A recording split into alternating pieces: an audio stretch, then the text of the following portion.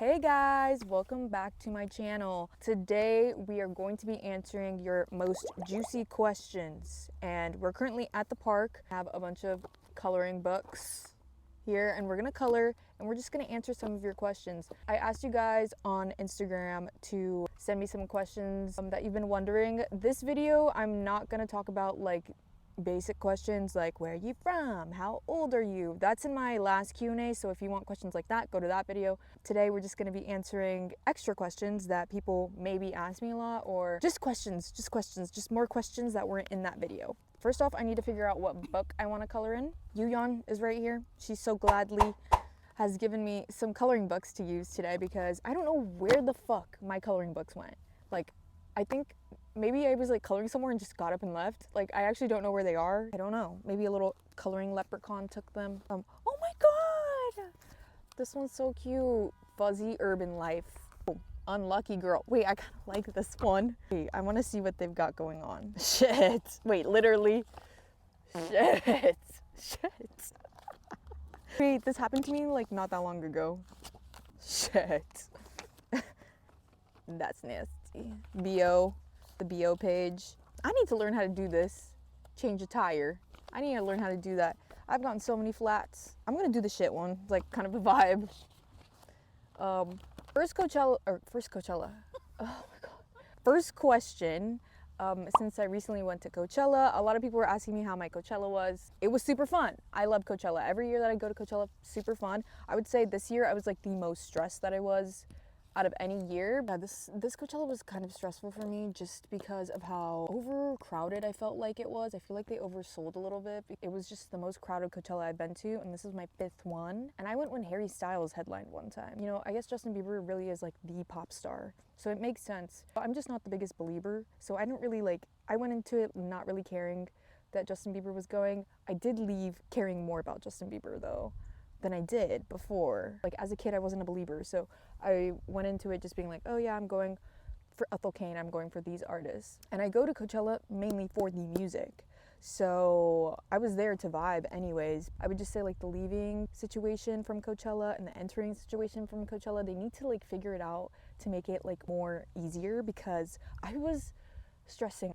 One of the nights I literally almost got stranded. My friend and I were like scrambling to figure out how to get out because my Uber wasn't loading, her phone died. So I used my noggin, and I remembered that one year of Coachella, I took a taxi or like a driver, because there's people on the side that will just like have these big Escalades and they'll, you know, upcharge, but like you get a ride right then and there. So I paid $150 to go 5 minutes that night. So that was really annoying, but I did see all the artists I wanted to see. Yeah, like I said before, the music is really why I go. I'm still happy that I got to go and see like the artists that I've never seen before. Like, once I'm in Coachella, like actually on the grounds, like inside, everything's fine. I'm having a great time. Yeah, I would just say like I was stressed out leaving. So overall, I did have a good Coachella.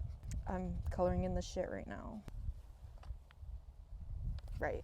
Next question.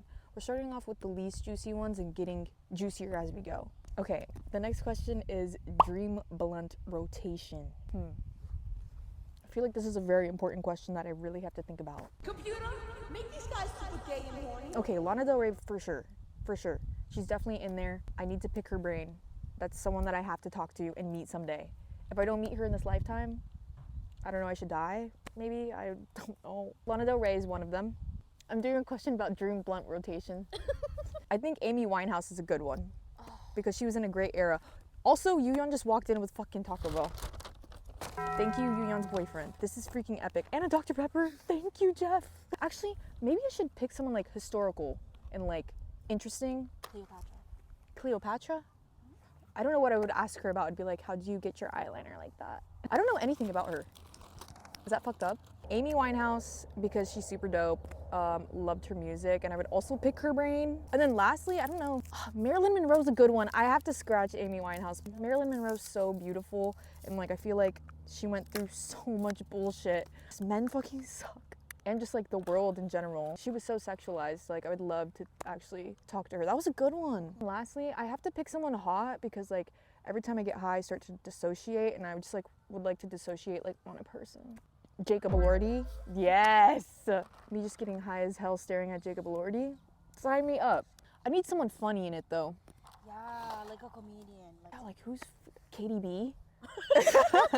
Like maybe we have Katie B. Imagine Katie B in the mix of all these like celebrities, like these crazy ass like A-list like dead and alive celebrities, and then Katie B. This is my dream blunt rotation. What were your dreams growing up career-wise? Do they align today? My biggest dream growing up, like as a kid, was just to be like a singer. I would like perform for my parents all the time. We had like a karaoke machine and I would just like force them to sit down and like listen to me screech. As I got like a little bit older, I started editing on Vine and I was like, I love film and I love editing films. I wanted to do film editing and then I went to college for that. I think it does align now because now I'm doing social media, I'm doing YouTube and I edit my videos on here. I edit everything. So I think it does align. I would say yes to the dress. Okay, next question is if I could travel anywhere in the world, where would it be? If you asked me this like 2 years ago, it would have been Paris because as a kid, I was obsessed with Paris. I feel like that's like every little girl's dream is to go to Paris. Like I had a weird obsession with the Eiffel Tower necklace, Eiffel Tower painting in my room, Eiffel Tower sheets. I would have said Paris, but since I've been there now and it is my favorite place to go to, it would have to be somewhere new. I've been thinking I really want to go see an like in real life castle, like Dracula's castle. Where would that be? Romania. And that's like a really random travel spot, but I think that's what makes it kind of cool. But I just really need to see a castle and specifically Dracula's. That, and I would also say Tonga because that's where my mom's from. I like just love the culture of Tonga, of Tongans, of my culture. I love my culture and I would just like to see the motherland, you know, where my mom grew up and stuff. Well, my dad's from Michigan, so I have like kind of no desire to go there and we have like no relatives there. also, the Michigan heat is crazy. Okay, I didn't mean to hate on Michigan. I don't mean to hate on Michigan at all. I love that you're shaped like a mitt. My dad tells me that all the time. I love that. This question I got asked a lot and it's literally just a basic question. What is your Pinterest? So I used to have my Pinterest public. That is not available anymore for the gang. Someone that I don't know, some person online, decided it would be a fun idea to edit my Pinterest boards.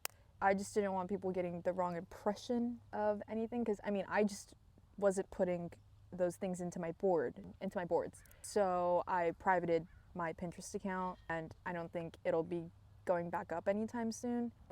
That's the answer to that question. I have a Pinterest, but I will not be giving it out. I'm so sorry. I love my Pinterest and I wish I could. I'm just gonna protect my boards, okay?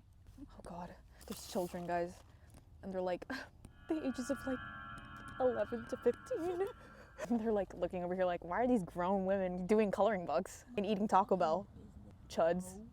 Next question is, what was your childhood like and hardest part of your 20s? My childhood was very happy until I hit middle school. I was a very happy kid. What? We met in middle school. I know, I'm sorry, we did meet in middle school. I was a very imaginative kid. I just like always had something to do. I was always busy. I was like making little videos of myself with my sister, and my sister and I would like scooter, and like I just have so many memories that are really happy with my sister when I was younger. Everything was good until I like, you know, gained consciousness and like, you know, realized that like, oh, there's evil people in the world and there's like evil things happening. I think I just like discovered what anxiety was. I mean, I didn't know that that's what was happening, but now that I look back at it, I'm like, okay, you know, I was definitely going through something. And middle school is like a weird time anyways. I'd say up until middle school. Yeah, middle school was hard. And high school. And the hardest thing about my 20s, I guess the hardest thing about my 20s is trusting new people to enter your life. At this point, I feel like I have my close friends, the only people that I would ever keep this close, ever, because I just can't trust people. I feel like weird when I meet new people. Like I don't know if they have like bad intentions. I think it's just like a protection thing. I have great friendships now, and I feel like I've had some shitty friendships in the past, and I just like don't ever want to like put myself into like that type of chaotic situation ever again. So I feel pretty guarded with like who is coming in to my life at this stage. I believe that like having a small group of friends is just more important than having a billion friends that know this much about you. I just would prefer to be with my like close circle of friends. I mean, I've known you, Jan, for fucking, I feel like half my life. I think half my life actually genuinely. God, my foot's asleep. Ah, this is what our little ginger poop girl's looking like. Okay, this question, do you see yourself having kids? So typically with this question, I say no. No, fuck them kids. Oh, there's literally children everywhere. Fuck them kids. I usually say no. But I think realistically, my answer is I don't know. How am I supposed to know what's gonna happen in the future? I think right now it's an absolute no. I still have so much life I wanna live. You know, I wanna travel the fucking world. I have things I wanna accomplish, and that's just gonna get in the way. I know people that are like worried about not having kids, and it doesn't scare me. It doesn't scare me. There's a baby crying. Fuck. That's not what I want right now. I just like prioritize what I want in the now. To sum it up is I don't know. I don't know if I want kids. I don't know if I'll have kids. Next question is, what is the biggest misconception about you? I think there's a lot that at least circulate online, but I'm just gonna talk in general. This is like, yeah, online and in person. People just think I'm a mean person. I don't know if it's the way I look, or I don't know if it's because I'm really shy. I think it might be a mixture of both. I feel like shy people get really misjudged. I don't have the easiest time opening up to a group of people that I just met the day of. And if you're gonna judge me off of one interaction or maybe one clip you see, then maybe you have an issue. Why are you judging someone based off of one interaction or one clip you see? You don't know me. There's just more depth to people than that. If it's my face, then fuck. Like, what the fuck am I gonna do? I'm just pretty guarded and I'm shy, and I don't think I'm a mean person at all. I think if you came up and talked to me, you know, you'd probably have a different perspective. The biggest misconception about me is just that I'm a bitch. She seems like a bitch. Kenzie's weird. I remember a group of girls called me weird just because I was shy. That Kenzie was like extremely quiet, and they called me weird. Shy thing, like I used to be like super annoyed and like sad about myself when I was a kid because I was so shy. Like it used to like fuck with me. I was like, I want to be the loudest person. Like I want to be extroverted so bad. It's just not the reality. I'm just shy. Now I've come to love that about myself. You know, I'm just guarded and take people with precaution, and that's fine. Oh, this question. You mentioned streaming a while back. Do you still want to do it? Yes. There's a PC actually just sitting in my room on the floor that I have to set up. I just need to get a monitor and I have to build a desk. Hopefully by the end of this month I have the PC up and ready. I will keep you guys updated, but yes, we will be streaming this year. Kenzie will be streaming. We need a Dr. Pepper break. That shit is so fucking good. How do you deal with hate or people making assumptions about you without knowing you? Exactly that, they don't know me. I only really care about the people that love me and the people that know me. And as long as the people that I love know me and know, oh yeah, that's not true and that's something Kenzie would never do, then I'm fine with that. It can be like super frustrating when I see lies that are just said about me. It can irk me sometimes. It's not easy. It is really annoying, and sometimes the things that people say online, unfortunately, sometimes they do affect people. It's not like I am the world's strongest soldier. The not interested button is my best friend. If I see something I don't like, I just press that. I go on with my day. I try not to like sit there and dwell on whatever I see online that could be hurtful towards me or people that I love. Sometimes, you know, my crown is falling. Sometimes it gets to people. Yeah, that's how I deal with hate. I try not to look at it. I really try not to. But the reality is I see it sometimes, you know. I'm gonna see things. Watch what you say about people. You really never know what people are going through. And I've had some of my darkest moments because of the internet. We're gonna do a little lighter question now. What's your Roman Empire? I would say like Nina Dobrev and Ian Somerhalder, but I feel like pretty fulfilled that they ended up with each other on the show. All I wanted was Damon and Elena to be together. So I would say that, but it's actually not that. Well, it's definitely not. I don't fucking know. Maybe La La Land.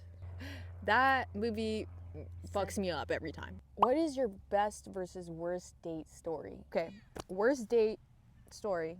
Okay, I had met this guy through some mutual friends. We like kissed once out or something. After that, he wanted to go out and I just wanted to like do a casual hangout because honestly, I don't really go on that many dates. I don't really like the idea of dates. Hate a dinner date unless I'm like dating a person.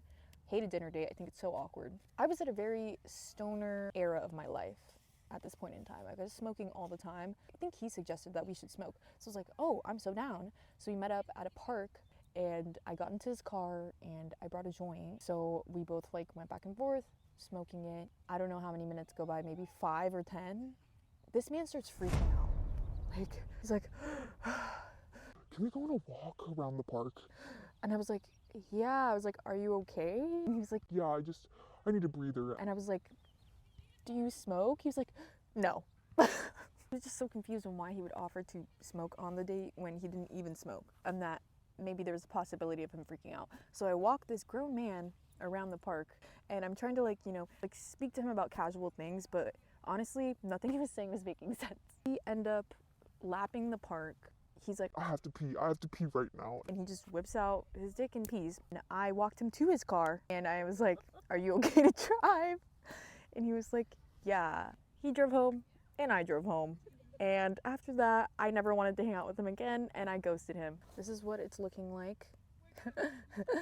I'm coloring really slow. Oh, best date, fuck.